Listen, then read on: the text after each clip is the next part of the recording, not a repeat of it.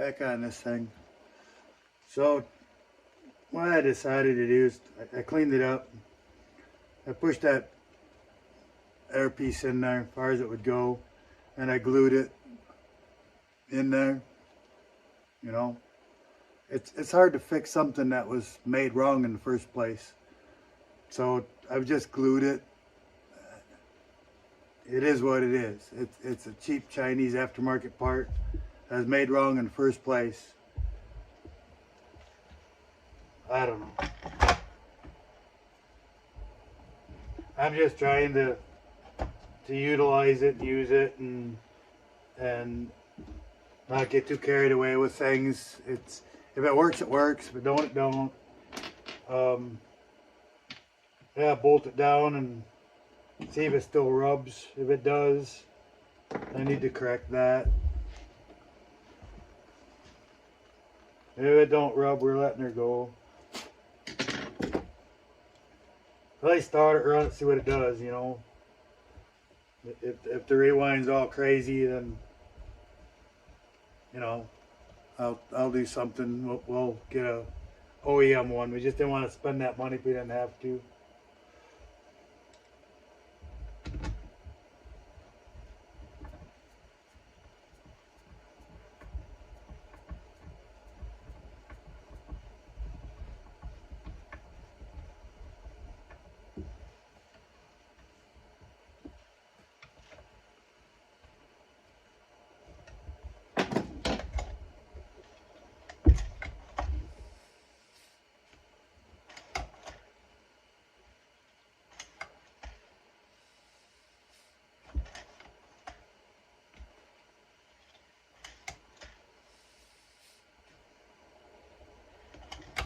It don't sound like it's rubbing, so we'll run it, see what happens.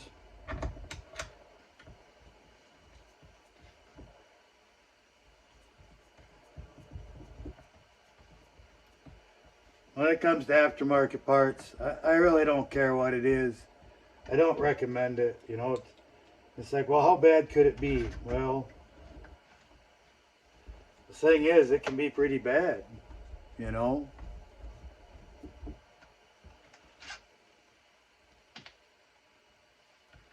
Oh, now I gotta look and see what's wrong with that hole. Is it just not lining up, or I had to screw it.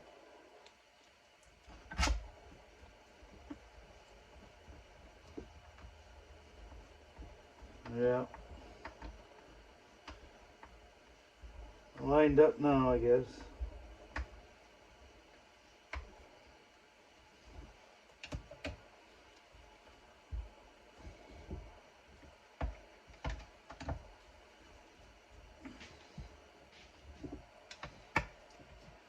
Now these top covers have, you know, little metal spacers in them, grommets in them, you know, for the bushings, whatever you want to call it, for the screws on OEM cover.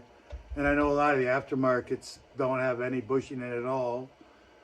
So you over tighten them and then they crack and split. Don't fit right. Screw holes don't line up. You know, it's just, it is what it is when it comes to aftermarket stuff. It's just not any fun to work with and play with. You spend more time trying to make stuff fit than what it's worth. So I don't know. When it comes to aftermarket parts, for me, it's if I can't get anything else, if I cannot get an OEM part, no longer supported, can't get it, and aftermarket's the only thing out there, okay, you know, you might get a little more life out of the saw. But, you know, if this kind of old stuff that's that old, generally it's more of a collector type thing than something you're going to go out and use every day, you know, or, you know, it was your father's or grandfather's or something like that, you know. But it's not something you're going to use every day. You know, I wouldn't put a whole lot into it because so you can't get this part now, and you fix that, you find one, or you make something work, and you know, you run the thing for 10 hours, now you got another problem, and you know, that never ends on old stuff. Um, no different than an old car, you know, unless you're gonna completely rebuild everything and source everything that you need, you know, you have issues. You know, 045s, 056s, you know, ignition module problems with electronic ignition. Um, you just can't get that kind of stuff, and whether you can make something else work or not, you spend a whole lot of time trying to find them parts used, find a good part, and then you need something else. And now the oil pump don't work, or you know, it needs a piston, or it needs crank seals, or it needs motor mounts, or you know, it just goes on and on and on. Find an air filter. You know, you end up just chasing, and the only reason that you're doing this is someone on the internet said they were great saws. You know, we got more, much newer saws than that are by far better. Right here's case in point. That's a better built, lighter saw that parts are still available for, instead of that old 056, you know, 075s, 051s. You know, it's just obsolete. You know, we're not driving Model A's every day anymore, back and forth to work and to the grocery store. You know, you know, there's guys that got them, but they don't drive them every day. You know, it's fun to get in one, go for a little tool around town once a year. You know, that's one thing, but you know, to go out and try to make a living with it, you're kidding yourself. To make your yearly supply of wood, you know, you're how much time do you want to spend working on the saw rather than getting the wood pile cut? You know, don't know the brand of his chain here. I guess I've really never seen this brand. There's no name on it, but I haven't seen it. It's got some lines on the drivers and stuff like that. It really resembles an Oregon chain in my mind. I guess maybe there is a name on there. The chain's been hot from running it dull, and I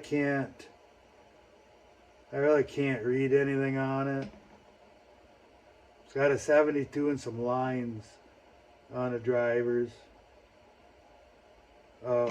Anyways, it really doesn't matter what it is. It's relatively dull. Some of the tips are knocked right off, and it's probably half filed away, and the rakers have never been touched. So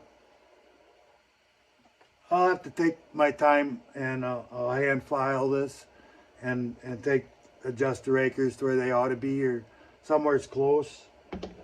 And I'll have to take the time to do that. I'm not going to do that on the camera. The other thing is the bar's got some wear. I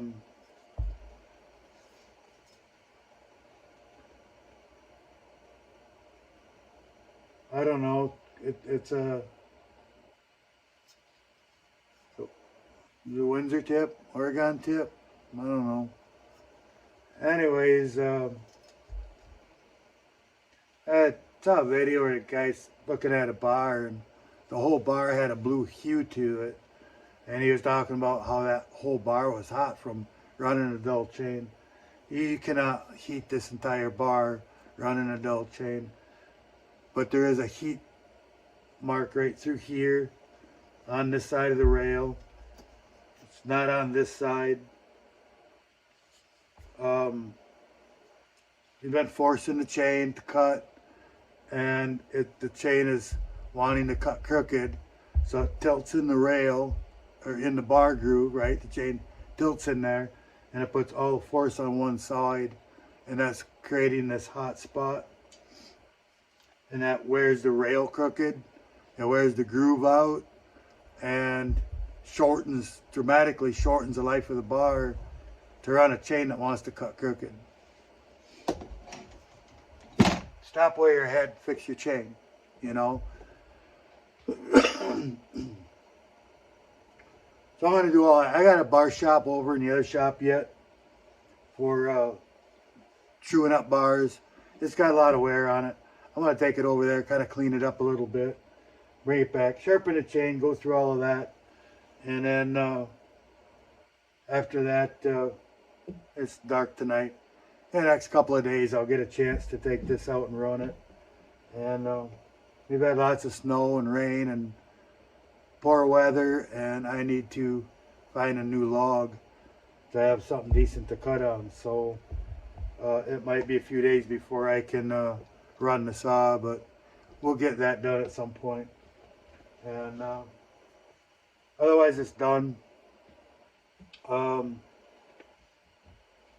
So that little sticky bar nut problem, I gotta address that, but